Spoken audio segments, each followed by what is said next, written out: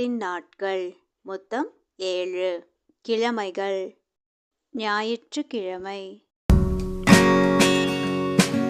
திங்கள் கிழமை,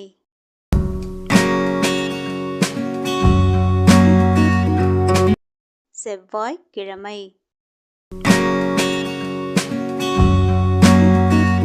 புதன் கிழமை, வியாழக்கிழமை, வெள்ளிக்கிழமை, சனிக்கிழமை.